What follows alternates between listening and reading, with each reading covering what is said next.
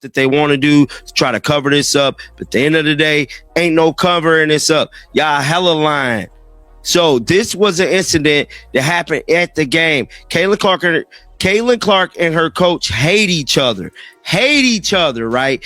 Brick Center captured this moment right here, right? Now, I'm finna play this moment for y'all, and I want to know y'all reaction to this. Let's play it. She's been scuffling a little bit lately from the free throw line. It's something she mentioned to us today at shoot-around. The WNBA is reportedly facing an unprecedented crisis. What began as quiet whispers inside the locker room has now erupted into what many are calling one of the biggest controversies in women's basketball. For weeks, fans have watched the games, shaking their heads and asking the same question.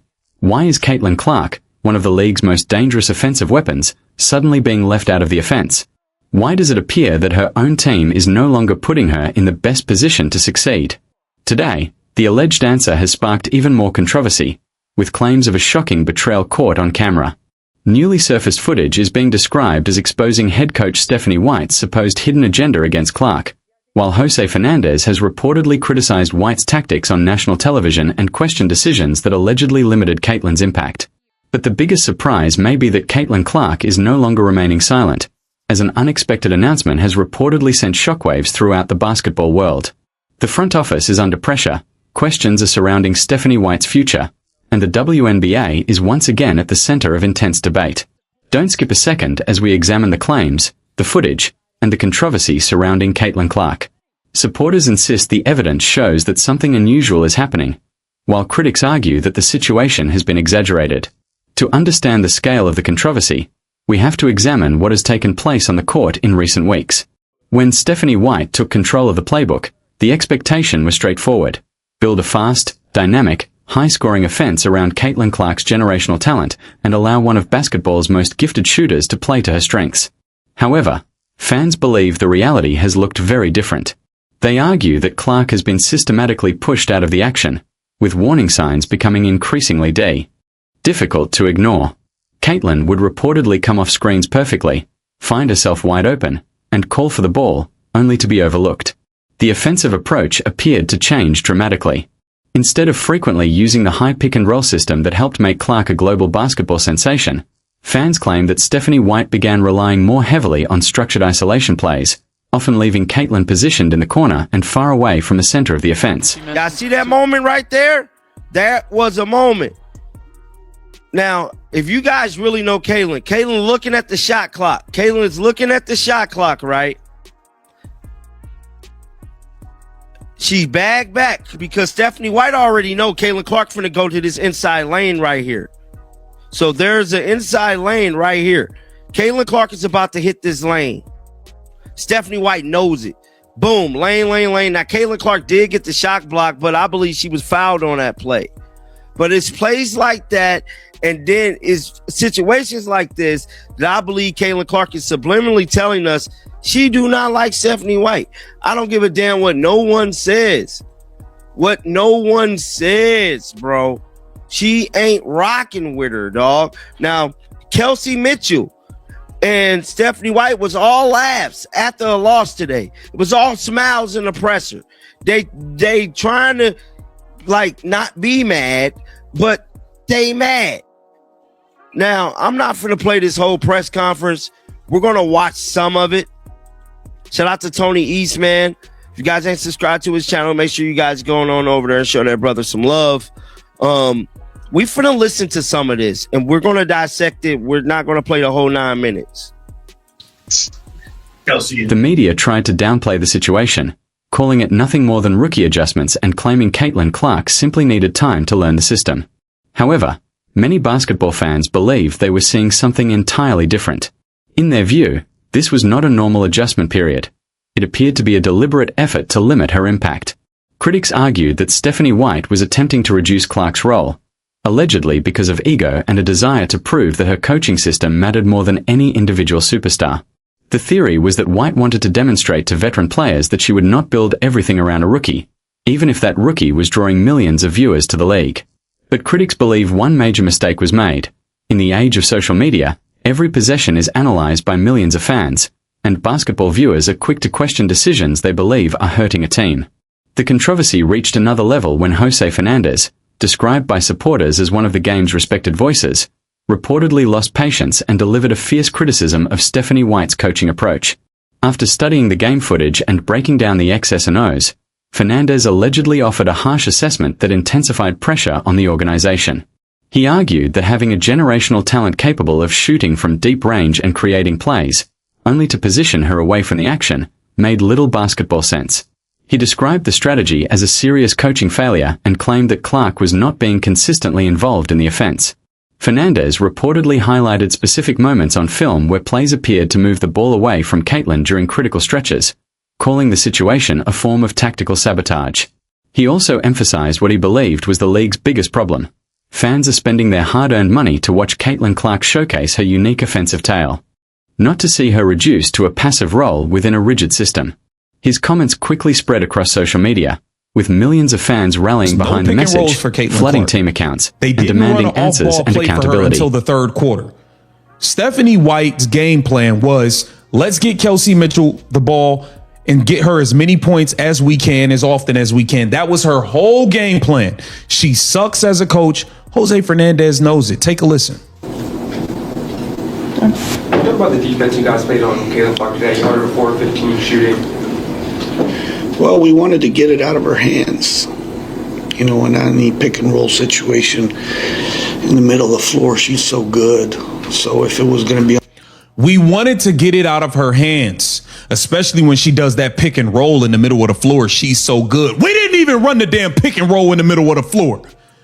They didn't run a pick and roll in the middle of the floor the entire second quarter for Caitlin Clark until it was like 16 seconds left. His whole defensive game plan was centered around Caitlin Clark and the pick and roll, and we did not run it because Stephanie White wants Aaliyah Boston to be a hub. No pick and rolls. Bailed him out. He's going to keep going. I'm going to run it back. I just want y'all to hear it in full this time. The whole Dallas wing plan was built around stopping Caitlin Clark in the ball screen action, and we didn't even set no real picks for her. Aaliyah Boston is a... But Fernandez's harsh criticism was only the beginning, because what reportedly happened next inside the locker room was described as a moment that could dramatically change the direction of the WNBA. Following the Jose Fernandez controversy, the league and team reportedly attempted damage control by releasing statements insisting that the locker room remained united. Then, according to the narrative, unexpected and completely unedited footage from a sideline huddle surfaced, revealing intense tension within the team. In the video, the team was reportedly trailing by 5 points in the fourth quarter as the camera focused on the huddle. Caitlin Clark appeared locked in, studying the whiteboard and seemingly prepared for the next crucial possession, but the coach allegedly did not involve her in the discussion. Instead, a play was drawn up for a veteran player who was struggling offensively. The leaked audio was said to capture Caitlin expressing frustration as she pointed out a possible weakness in the defensive coverage and suggested an alternative solution. According to the claims, Stephanie White dismissed her suggestion and moved forward without acknowledging it. Supporters quickly argued that the footage confirmed their long-standing suspicions, claiming it showed that Clark was being deliberately excluded from important moments. Some even suggested that White would rather rely on another option than allow Caitlin to become the hero. However, this time, Clark reportedly refused to simply remain quiet. The footage allegedly showed the rookie reaching her breaking point, turning directly toward the coaching staff, and saying something that immediately silenced the bench. After weeks of mounting frustration and controversy, the pressure appeared to have finally boiled over, and the narrative claimed that one of basketball's biggest stars had finally reached her limit with what supporters described as repeated disrespect. This comes down obviously to work, but I don't really take statistics really that serious, so a lot of this stuff is really circumstantial to me, and so I want to get the dub, and we didn't get that. So I think keep my focus on the right thing, keeping the main thing is important. That's their favorite thing to say. Keep the main thing the main thing. Lexi and Chelsea, I spoke to Becky's creative director earlier this year, just your thoughts about Jasmine, sorry. Just your thoughts about, we're collaborating with him on some of the stuff that you guys yeah. Really great guy. I think a lot of his designs and creativity has made our favorite girls happy. A lot of the stuff that he put together at the beginning of the season was really dope, and we got a chance to meet him and everything that he brought to the table. And so it's great to build relationships, but I think ultimately it's great to also be grateful for the people that do things like that. So shout out to him. This question for Lexi. This is Ivan with STW Media. You build a reputation on bringing energy and toughness. What did you feel the team needed more down the stretch tonight? I think more energy and toughness. I think we talked about it in the locker room at half, and we talked about it again at the end of the game. That they're playing to make the playoffs. They came in with a lot of energy, a lot of grit, and I think at the end of the day, they just wanted it more. They were more desperate for the win. So for us, I think it's just we needed more of that. We needed to be the team that wanted it more, and I don't think that we were today. Great. So this is for Coach White or anyone that might want to answer. With the regular season series against Dallas now complete, what do you take away from these matchups if you potentially see them again later in the season? I think the biggest thing is we got to be better on the defensive end of the floor. I think the first matchup we gave them over 100 points, gave them 91 here today. They made some really good adjustments. They forced us to guard one-on-one. We've improved on the defensive end, but we've got to continue to grow, in those areas. We got to finish plays. 12 second chance points in the second half when we're trying to make a comeback.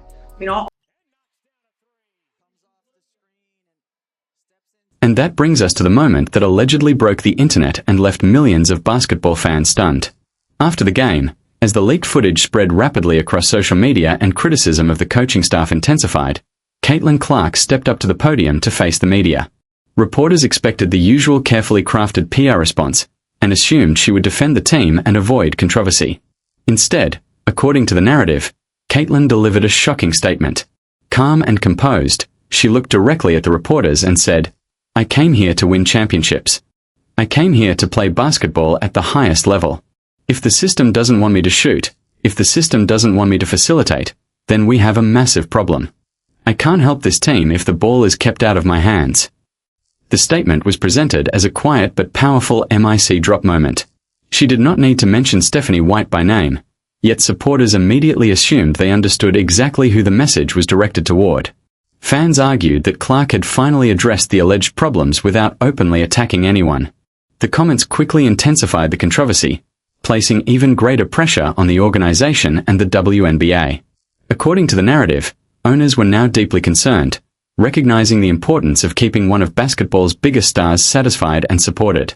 Meanwhile, frustrated fans flooded social media, demanding immediate accountability and calling for Stephanie White to be removed. The situation appeared to reach a breaking point, leaving the league facing a difficult question. Should it continue supporting the coaching approach under criticism, or should it prioritize building around the generational superstar who has drawn millions of fans to the game? It's terrible, man. Get it out of her hands. If it was going to be on the side of the floor, we wanted to get it out of her hands and make other people. We wanted to get it out of her hands and make other people do stuff. Make shots. Force other people to make shots. Stephanie White bailed the Dallas Wings out by not having Caitlin Clark involved. It's that simple. But this kind of performance, the way that Paige took care of the ball, Maddie's plus 16, Alicia Clark coming in and defending, Jess Shepard's all-time season high, Arike and what she did offensively. So there's a lot of things and a lot of people responsible, and that's what good teams do, especially with everything that this group has gone through, right? But I think it started with their continued focus in the film room and practice and shoot around today.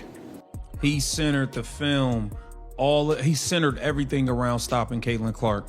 And Stephanie White didn't force him to stop Caitlin Clark. She did it for him. The Indiana Fever's coach stopped Caitlin Clark for Jose Fernandez.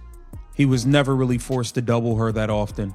Never really forced to blitz her inside pick and rolls because they didn't run any of it. They just didn't run any of it. Aaliyah Boston refused to set real picks. Aaliyah Boston refused to give Caitlin Clark the ball on handoffs. She refused to do it. Yeah. Kind of on that note, Coach, you know, winning in multiple ways obviously can be beneficial in the postseason. How much does the multiple lineups, having different players step up, like the first half with Jess, the second half with Reed tonight, like how much could that help you guys down the stretch? Yeah, I mean, when you lose a player like Azzi, who was the #1 pick. The ultimate betrayal has allegedly been exposed, and Stephanie White is now firmly on the hot seat. I want to hear from every single one of you in the comments right now. What do you think about the leaked footage? Do you believe Stephanie White is deliberately limiting Caitlin Clark because of jealousy? Or is there another explanation? And do you agree with Jose Fernandez's criticism that this situation represents serious coaching malpractice? Drop your most honest and unfiltered opinions below, because your voice deserves to be heard. The front office and the basketball world are paying attention, so make sure you join the conversation. If you want more bold, uncensored WNBA discussions and coverage of the latest Caitlin Clark drama, hit the like button and subscribe to *** Clark Fever Hoops ***. Turn on notifications, because this story may be far from over, and we'll continue covering every major development, controversy, and reaction as it unfolds.